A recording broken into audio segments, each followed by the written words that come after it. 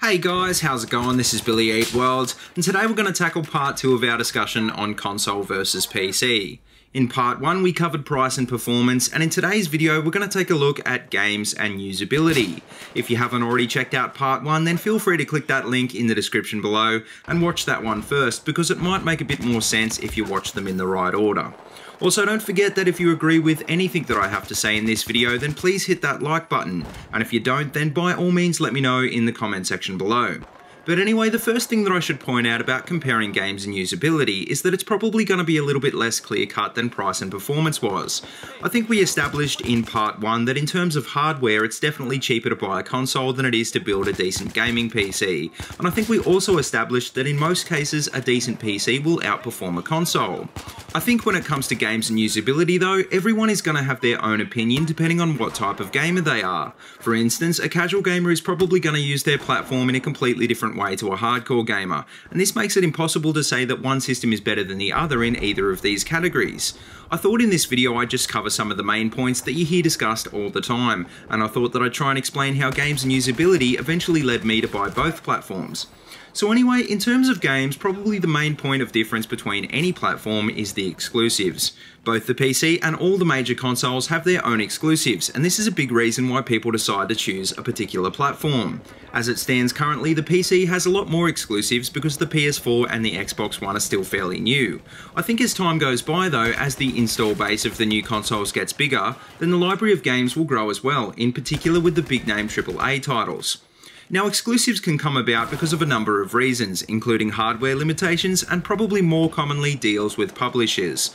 In almost every case, the PC is going to win in terms of hardware, so very high performance games, games that play better with mouse and keyboard, and games built on mods tend to be released on PC. Even if games like this eventually do make it to console, they're usually stripped down and inferior to the original PC version, and they're sometimes released well after the release of the original game. Some examples of this at the moment would be War Thunder, DayZ and PlanetSide 2, which all came out on the PC well before their console release dates. War Thunder, when it was launched on the PS4, was definitely not on par with the PC version, and even now the FPS in ground battles is still fairly choppy. DayZ and PlanetSide 2 have still yet to be released, so it's not really clear how these games will turn out yet, but it's generally expected that the console port of DayZ will be much harder to control considering the amount of keyboard controls used in the PC version. On the other hand, according to developers, the PS4 port of PlanetSide 2 is actually going to be superior to the PC version because it'll be better optimized for the console. What this actually means is kind of unclear, and it's not really clear if the PC version will get the same updates eventually as well, but I guess this kind of proves that not all console ports have to be inferior. Now, I should point out though that while some games eventually do make it to console in a reasonable state, there's quite a lot that don't, and quite a lot that don't make it at all. Most real-time strategy games and other games that use a mouse are a lot harder to play with a controller, so even if they do make it to console, they generally aren't that popular anyway.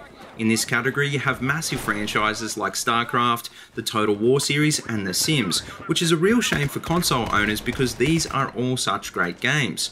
Some games like War Thunder are now giving console players the option to play with a mouse and keyboard, but I think this has got a lot to do with the fact that the multiplayer in this game is cross-platform.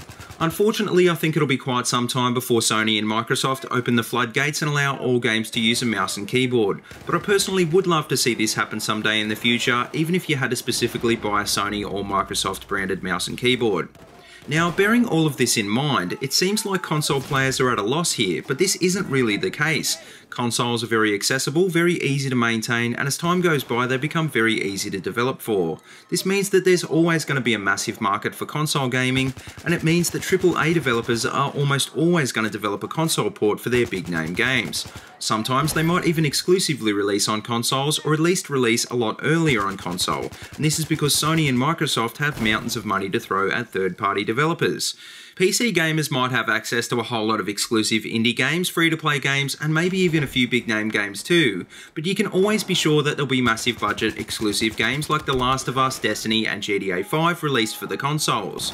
Now, these games might eventually make it to PC too, like GTA 5 will in early 2015, but like we've seen with PlanetSide or DayZ, it's going to be a long time coming, and rather than hardware limitations or development time, in this case it's money that delays the release.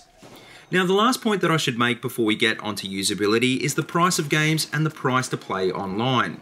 On PC, new games are in general a lot cheaper to download on Steam or Origin, and there's also a bunch of great sites like GOG which allow you to buy old school games for sometimes only a few bucks. Now, it kind of makes sense that games are cheaper from Steam and these other providers because they are, after all, selling digital content and console games come on disc. But hang on, what about the PSN and Xbox Live stores? Well, this is just something that I don't understand either. It's ridiculous that Sony and Microsoft charge the same price or even more for a digital download than a store does for a physical copy.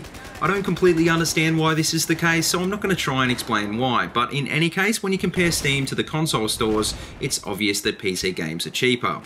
That being said though, if you're a collector like I am, you might actually want the physical copy so that you can resell it later or just put it on a shelf to gather dust. In my experience, physical console games tend to retain a lot more value than physical PC games, so this is definitely something you might want to think about if you're buying now and hoping to sell at a premium later on down the track. Another thing that makes console gaming more expensive though is the fact that if you want to play online on PS4 or Xbox One, most games will require a paid subscription to either PlayStation Plus or Xbox Live. This doesn't affect me that much because to me it's not really a lot of money, and you do get free games with the subscription. If you're someone who doesn't have a lot of money to spare though, or if you don't own a PS3, a PS4 and a Vita, I can see why paying for something like PlayStation Plus wouldn't be so appealing. In this respect, the PC wins hands down because it doesn't cost anything to play games online, but at the end of the day you might not want to play games online anyway. For some people, console subscriptions are a big deal, and for some people they aren't, but this is what I was talking about before when I said these topics aren't so clear-cut. But anyway, if you think that was complicated, usability is probably even more complicated. Now, what I mean by usability is the ease of use and the capabilities of the system. In terms of ease of use, I think consoles come out well ahead because after all you really need to do is buy it, plug it in, and you're good to go. PCs are usually a little bit harder to set up and maintain because even if you don't decide to build it yourself, you're still going to need a basic knowledge of computers to make sure it keeps running properly. Even the smallest things can turn into big issues with a PC, and when you build a PC yourself, there's a lot more chance of something going wrong. On a console, you don't have to worry about drivers, you don't have to worry about keeping your system cool, and you don't have to worry about conflicts with hardware. You also have an operating system built in that does just about everything that you need in one package. For example, you don't need to use Steam or TeamSpeak to be able to talk to your friends. I mean, granted, PC gaming is a lot easier these days than it was back when I gamed on a PC in the early 2000s, but it's still not anywhere near as simple as owning a console. If you really do want to get into PC gaming though, then the very first question that you should ask yourself is, do I have the knowledge to put this thing together and keep it running? If the answer is no, or even a firm maybe, then you might want to opt for a console instead and save yourself a world of frustration. Now, assuming that you do decide to go with a PC, well, like I said in part 1, the PC is not just a gaming platform. You can use it for media playback, web browsing, office work, video and audio editing, and a whole bunch of other stuff too. If you're a YouTuber or a streamer like me, then this is going to be a big advantage because in one package you have just about everything that you need to record and edit videos. By comparison, if you want to make professional console gameplay videos, then you're going to have to get yourself a capture card and a computer with a decent CPU anyway. But once again, not everyone is going to need to do all of this. So which system is best for you? Well, to sum up everything that I've said quickly in the last 2 videos, if you're a casual gamer with a limited budget and all you want to play is games, well, I doubt that you're really going to notice the benefit of a decent PC. On the other hand, if money is no object, you're a fan of mouse and keyboard controls, or you just want to see a game running at its full potential, then maybe a PC might actually be worth it. At the end of the day though, no platform is really better than the others anymore. They're just different and they suit different people in different ways.